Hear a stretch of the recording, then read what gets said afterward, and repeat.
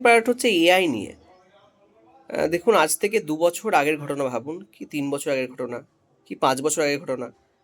আমরা এআই নিয়ে এতটা ভাবতাম না। এআই আসতো, এআই একটা নাম ছিল, বা যখন স্মার্টফোন এলো স্পেশালি আমাদের ভারতবর্ষে, তখন এআইয়ের কথা আসেইনি।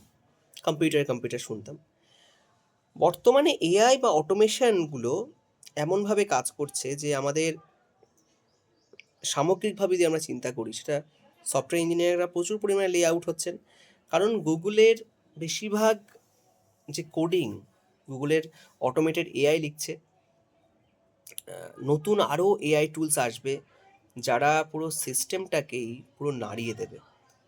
ডক্টরদের জন্য কিন্তু এটা একটা বড় অশনি সংকেত। কারণ দেখুন, রোগ ডায়াগনোসিস করা, বিভিন্ন লক্ষণ চিনে সেগুলো বলা, এটাই তো মেনলি ডক্টরবাবুরা করেন। তারপরে তার ওষুধ দেয় ইত্যাদি।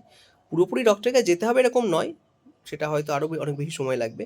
কিন্তু আগামী ১ বছরের মধ্যে ম্যাক্সিমাম ১ বছর ২ বছরের মধ্যে কিন্তু আমরা দেখতে চলেছি যেটা নিয়ে স্যাম অল্টম্যান কাজ করছেন, চ্যাট জিপিটি, যার চ্যাট জিপিটি মালিক অ্যাকচুয়ালি বলতে পারেন, তাদের টিম যেটা কাজ করছে, যে এই পুরো মেডিকেল সিস্টেমটাকে চেঞ্জ করে দেবে। ওখানে একটা ডেডিকেটেড জায়গায় থাকবে যেখান থেকে আপনি লক্ষণগুলো দিয়ে মোটামুটি রোগ সম্পর্কে একটা আইডিয়া কিন্তু পেয়ে যাবেন। অবশ্যই ডক্টরবাবুদের কাছে যেতে হবে। শিক্ষকদের ক্ষেত্রেও একই ব্যাপার।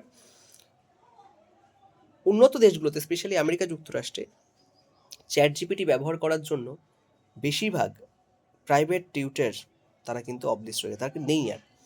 আমাদের দেশে একটু সময় লাগার কারণ হচ্ছে টেকনোলজি যেটা ব্যবহার করছি আমরা কম পরিমাণে ব্যবহার করছি, সবার কাছে সেই সুযোগটা নেই, সেটাও একটা কারণ।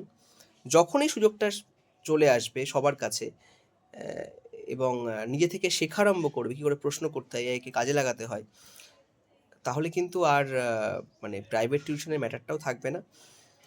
এটা একটা ভালো ওপেন এআইয়ের কেসের ক্ষেত্রে বলবো যে সবার কাছে সমান সুযোগ থাকবে দক্ষতা বিকাশ করার।